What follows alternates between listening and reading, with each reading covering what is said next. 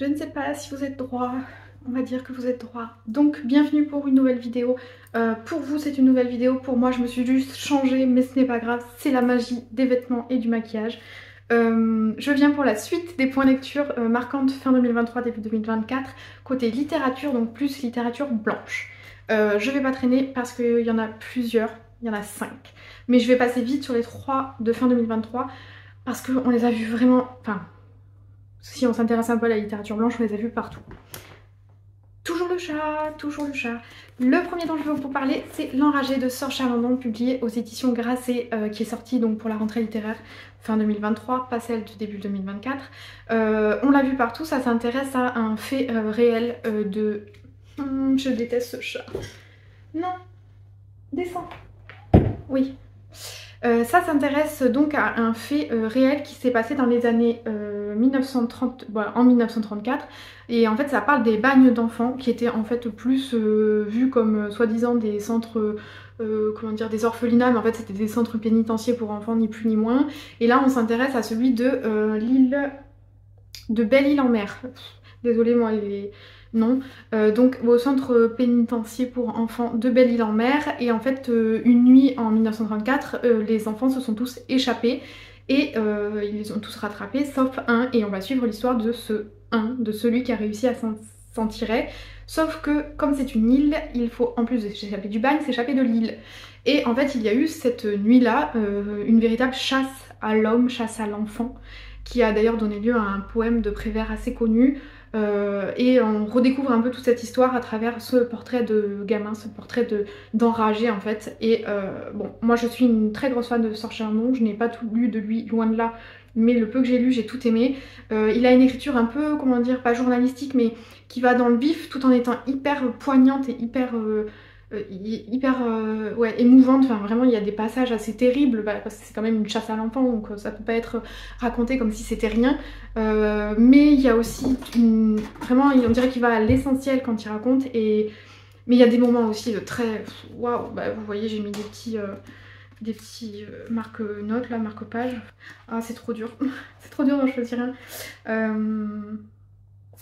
Ah non. Bon, bah je lirai pas d'extrait parce que j'ai perdu mon extrait. Tout ça pour dire que c'est un livre vraiment incroyable. Je pense que quand il se vendra en poche, je vais en profiter pour le reconseiller. Là déjà je continue dès que je peux d'essayer de le placer chez les gens. Mais vraiment un excellent livre qui n'a pas eu assez de prix. Je sais pas si... Je crois qu'il a eu un prix mais je sais plus lequel. Mais bon bref, il a pas eu concours ni féminin ni rien. Il aurait dû en avoir mais bon c'est pas grave. Excellent livre, je vous le recommande à 100%. Et je vais le redire à chaque fois parce que bah, j'aime bien me répéter.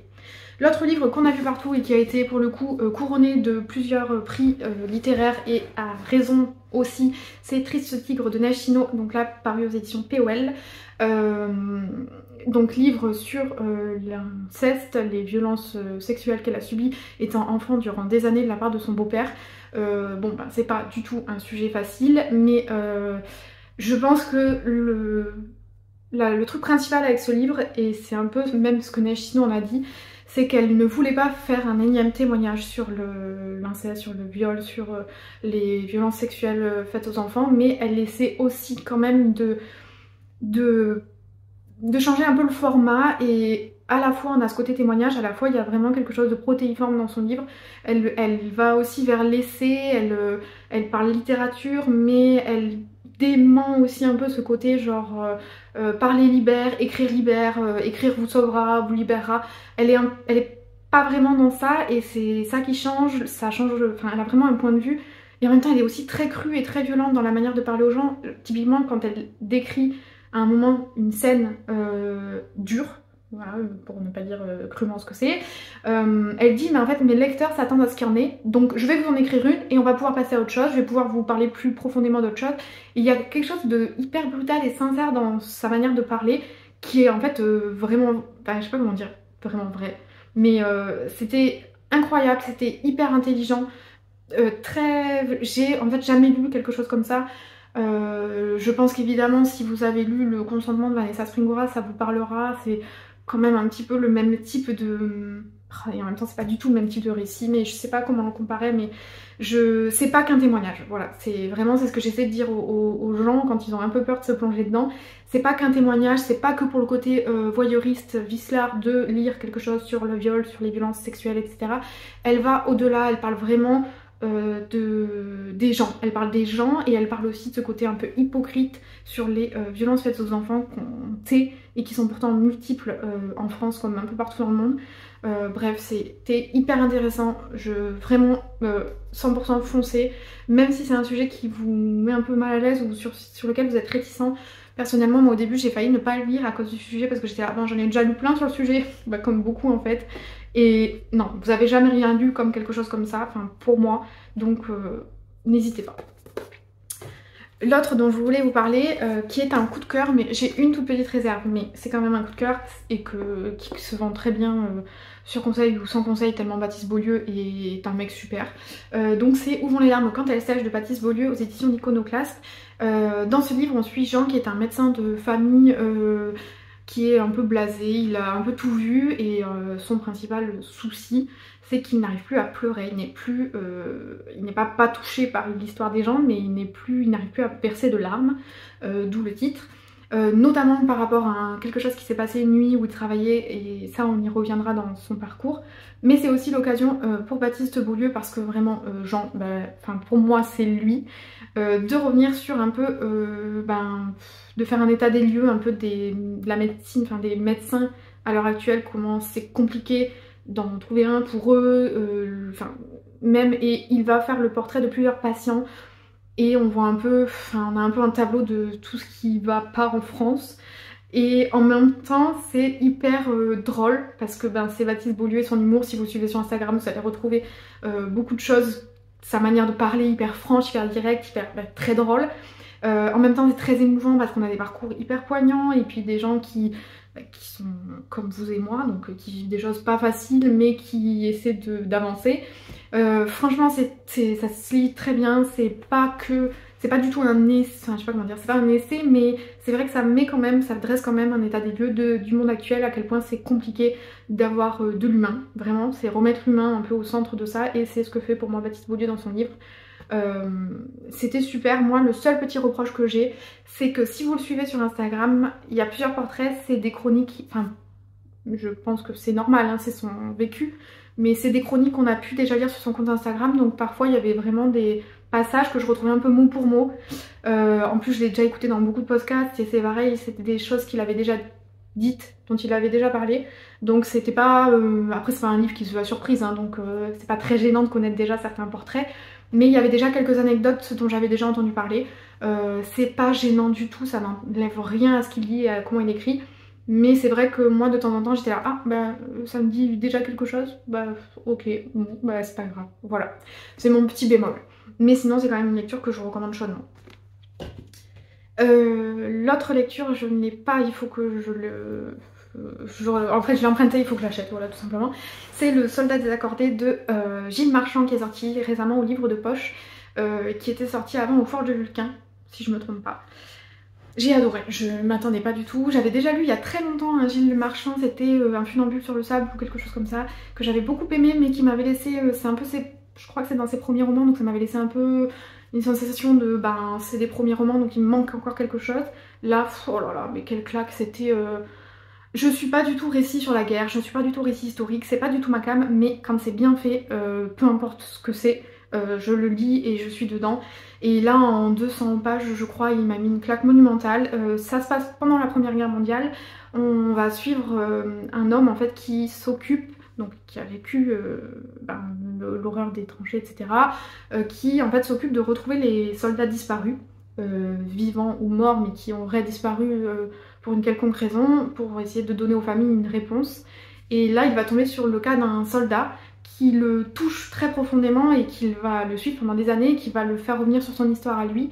Et donc on suit un peu son enquête pour retrouver ce soldat disparu et sa vie à lui, son récit de vie à lui.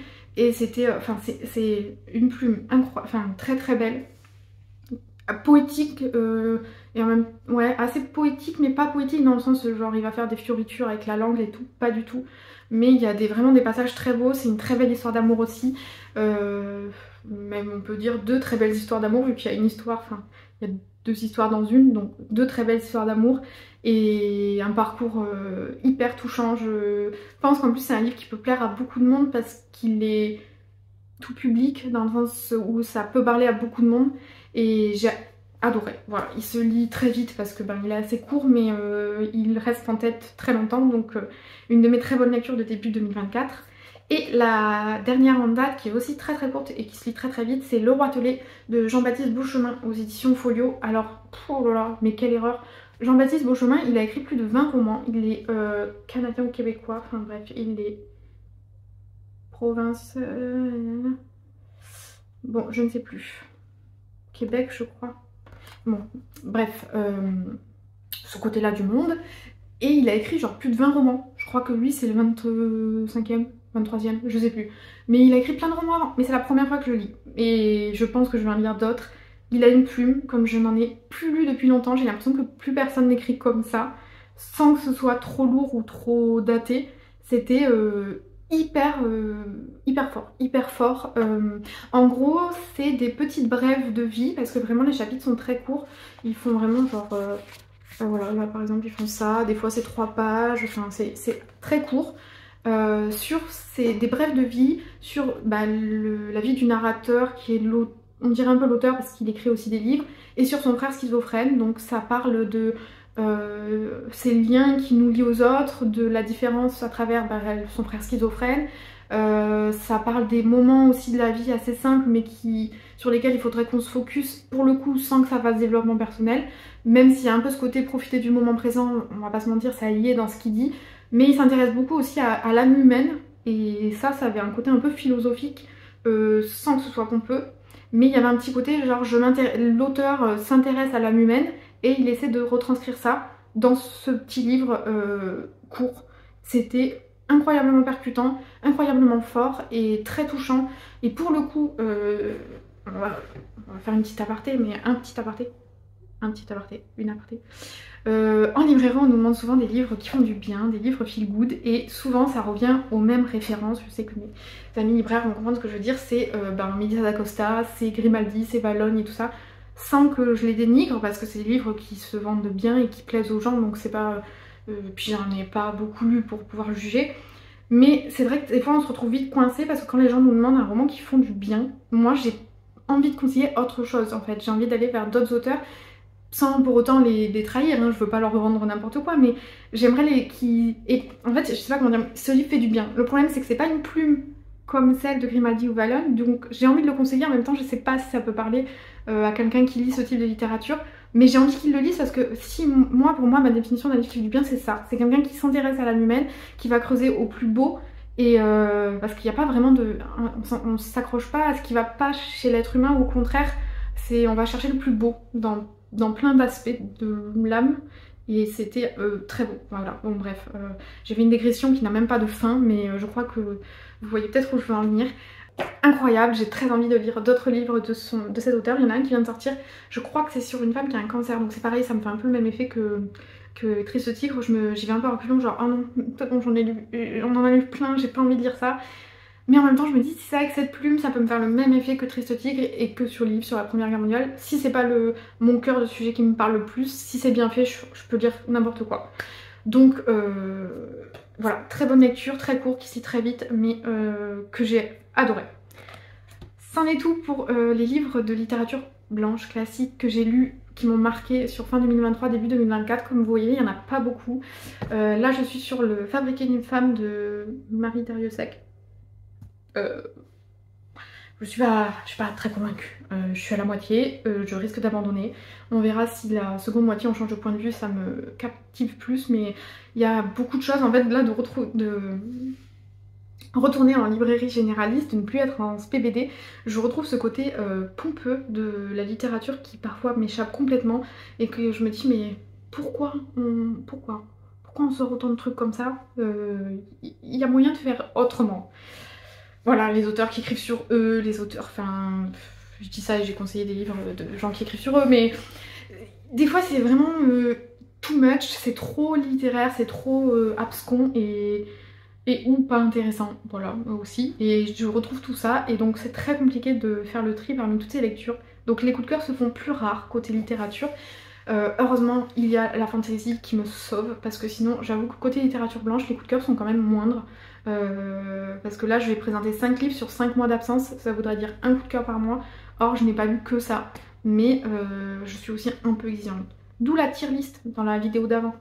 Parce que j'en ai lu d'autres dont j'ai quand même envie de parloter. Donc si vous avez envie d'en savoir plus, dites-moi. Sinon je le ferai sous format de vidéo aussi, ça ne me gêne pas. Vous voyez, je parle toute seule, donc c'est pas quelque chose qui me dérange. Bon ben je vous laisse, j'espère que la vidéo vous aura plu. N'hésitez pas à laisser des commentaires, des petits pouces, des petits partages, ce que vous voulez. Comme à chaque fois que vous regardez une vidéo YouTube, tout le monde vous le demande, ben, je vous le demande aussi. Et je vous souhaite de très belles lectures et une belle journée.